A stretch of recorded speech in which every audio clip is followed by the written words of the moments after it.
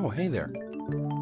Welcome to episode number 2 of Fringe TV. My name is James Warfield. Not only do I drink the beer, I pour it too. That's right, I'm the head bartender here at Fringe Central. It's June 11th, 2012, day 5 of Fringe previews. Let's see what's going on. Really? Hi, Elizabeth Steele here at Fringe Central Main Stage. So, is this your first Fringe? I just got Fringe. You just got Fringe? Yeah. For the first time? For the first time. How did you hear about the Hollywood Fringe? Word of mouth. I mean, I live in Silver Lake, so... Is it everywhere in Silver Lake? Yeah, there's flyers everywhere. Everywhere. They're everywhere. No one will stop talking about it. It's like... They're on walls, Yeah. animals. Was this your first show? Yes. I Yeah. haven't been to any other one. I have been formerly fringed, so... And are you happy with your fringing? Oh, yeah. The second time was even better, actually. Surprisingly, usually it's not. Did you guys like the show? What was the show? It was hilarious. Jupiter Jacket is the man. It was awesome. Nice. Well, hopefully you guys go down to the social space and find some more awesome shows. Fringe friends? Fringe friends. Make some Fringe friends. Can you be our Fringe friend? Yeah, of course. We can be Fringe friends. Can we meet at the social space? Oh, we can be at the social space. We could even have sangria together. Sangria, oh my god, I remember it from last year. So good. Bye, guys. Bye. Thank you, Fringe.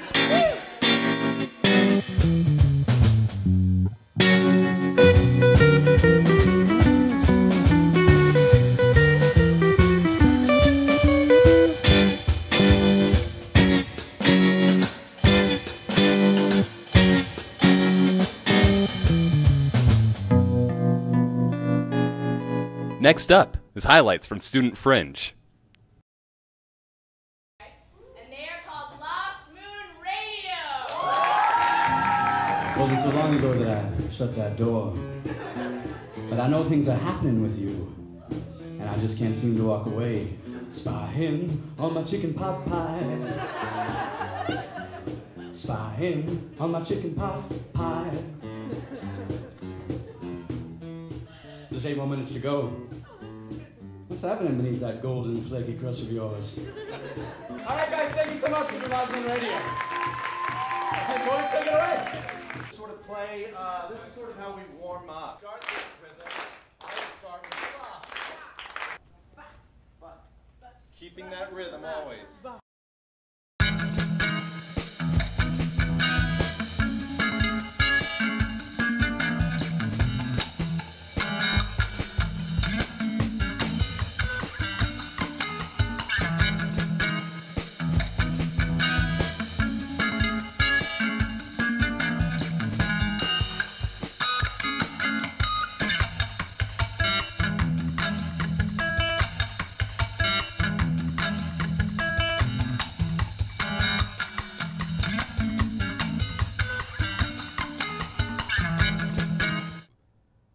Students aren't the only ones we care about.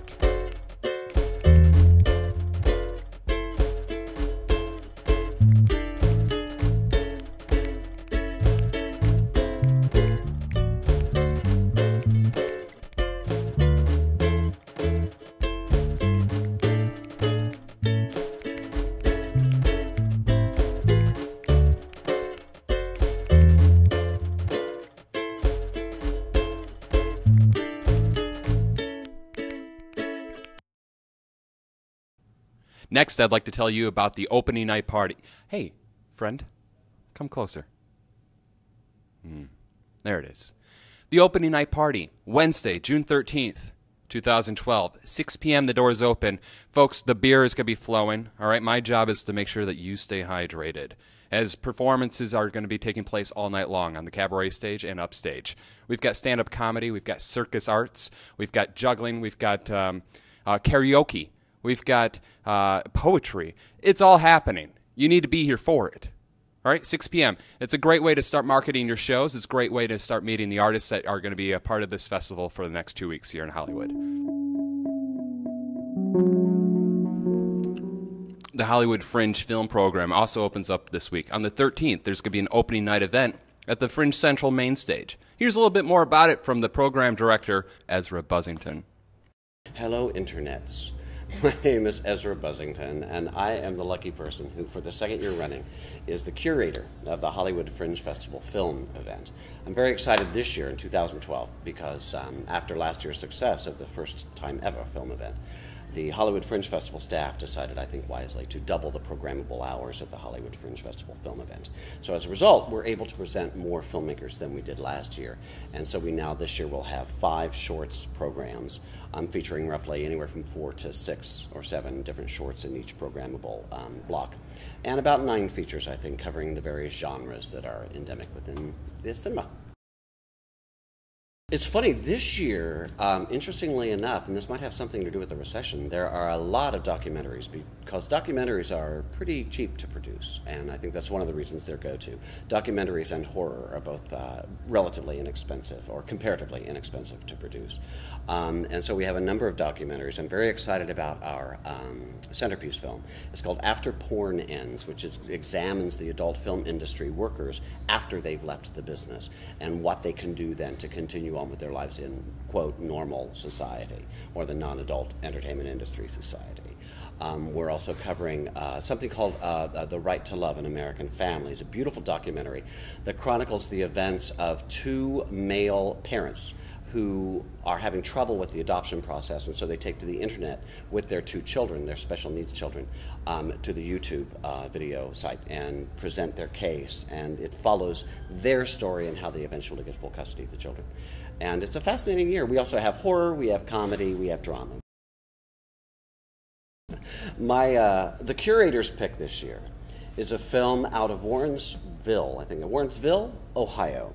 It's called The Black Ice Chronicles, The Shifter. And it's by a DIY, do-it-yourself filmmaker by the name of Crazy D, who runs a CD shop in Warrensville, Ohio. And he shot a series of shorts, and this is the one I decided to include because it's just funny as hell. They would contact the Hollywood Fringe Festival box office, and they would order their tickets online at hollywoodfringe.org, and you would look up the film by title that you would like to find. And if it's a short film, then it's part of another series of short films. Roughly, those blocks run about an hour, hour 10 each. And then you buy your ticket online, and then you show up at the Elephant Lab space, and you get in and you watch a movie, and you have a great time. And then you go hang at Fringe Central Station, which is the rockin' place here at the corner of Santa Monica and Vine in Hollywood proper. Thanks, Ezra. And now I'd like to introduce you to some of our amazing participants. Go meet them. Roll the tape. Go on. Go. Hello, I am James Schneider. I am the writer, performer, producer of Clowns, Goddesses, and Tough Guys. Hi, my name's Rebecca Lynn Morales, and I'm with An Evening with Marie Curie, Rogue Scientist. Joe Mann, writer, producer, actor for Internment. So what are we doing? We're doing an interview? Oh, okay. We're the Ninas. Yep, I'm Olivia Schluter-Corey. I'm Shoshona Brooks. And I'm Marissa Pearson. And we're doing the Nina variations. Hello! I'm Little Dickie Broughton, world-renowned explorer extraordinaire. This is my cohort, Dr. Heinrich von Kliegel. Hello. He's from Texas. Well, it's a multimedia show, and it's a storytelling show. It's most succinctly put, it's a day in the life of a large, very busy primetime television casting offices. And he drives me crazy. She drives me crazy. And they find themselves in a Michigan motel room, and some issues from the past come up, and it gets very intense. It's just me in my laboratory working. And as any cabaret, lots of glamour, lots of glitz. They can expect to be taken into a dreamscape that we've created using lighting and projection. We have a lovely lady that pulls up cue cards that say gunshots or scream in panic, and the audience obliges us with this. They love to scream. And I try my best not to bore anybody's pants off. My buddy and I, out of college, we created a juggling act called the High Street Circus. And we left Rhode Island and we moved out to San Francisco. And we spent 2 years getting our act together, and we did. And then our career took off. But it was such an interesting story that I wanted to go back and tell the stories. I think my mother inspired me the most. I think it's kind of a pertinent question for everyone, and kind of comes up throughout our lives all the time. Feel like you should be at a certain point in your career or life, and maybe you're not, and you're trying to figure out, who am I compared to what I thought I was going to be. Didn't you base it off of your life? This masterpiece. Let's just give it away. Let's just give it away. They don't know her life. The themes are kind of universal enough, and I think there's something in the, I don't know, in the water right now that it's the right time. Really extraordinary story, and I felt that I was obligated to share it. So of course, when you find a great artist with a great idea, then you decide to take them on. So I said, let's do it. That, you know, when I started cutting, I didn't know, I'd never heard of it. I didn't know what I was doing. I don't feel like it's a subject that's talked about that often. And so it's just a way to sort of illuminate it through my experience. It's just one experience, but it's, I guess it's the only one I can tell. A lovely theme song. It is, it is. We usually have a full orchestra, but today we're just a guitar. She is a fire-breathing bad bra bitch, lickety spits, but she don't smoke. Still, my bestie's a mixer, name's Jack, and goes best with cocaine. Sugar saying sweet rhyming, just my brain on Novocaine. Only became a rapper to heal pain. Now I'm slaying every bitch up in this game. I know it sounds incredibly, well, stupid. There ain't no Cupid. Only you, my new pedantic friend. I never should have lowered my defense Of the extraordinary.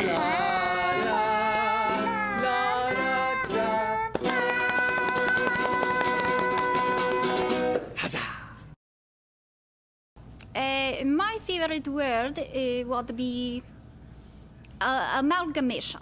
Also, sometimes we leave spots available to drag people up on stage and make them part of the show. Have Can, which I wasn't meant to give away, but I will. And right now, I still know more about presidents than I probably should know, but, you know, some things stick with you. Bye. For the full interview of these participants and more, head over to the performers' project pages at hollywoodfringe.org. And now, ladies and gentlemen, it's time for that segment of the show that we like to call A Word from the Festival Director. Shh. Now we're going to take a look into what has become Fringe's legendary Brian's Bar. We've named the bar Brian's Bar after one of our co-founders of the Hollywood Fringe Festival who died a month after the first festival. He loved PBR and to take his shirt off. He was pretty much consistently allergic to clothing. Brian was sort of a human embodiment of the whole idea of this festival, in the sense that, you know, we kind of take all comers. Brian was pretty much always that way with people. You could tell him the most f***ed up thing you've ever done in your life, and he would just kind of smile and nod and give you a beer. You could always count on him for a laugh, but you couldn't necessarily count on him to get anything productive done. But I loved him all the more for it, because he got away for it, because he was genuine and he was sincere, and I just miss that dude. He was a very welcoming guy, so anybody that came into the bar that got to know Brian, I feel like has been affected by that, and they come back year after year because they want to chase that Burgess spirit of welcoming all, and also being totally irreverent and just, you know, going after your dreams, and it doesn't matter what anybody thinks of you, you should just do it. And whenever I look at that face, or I hear someone with a really raspy voice, like I think of him and all the magic that he brought into my life. This is the one bar in Hollywood that we don't really require a shirt. I'm James Warfield, and I'm here to tell you, get your Fringe on.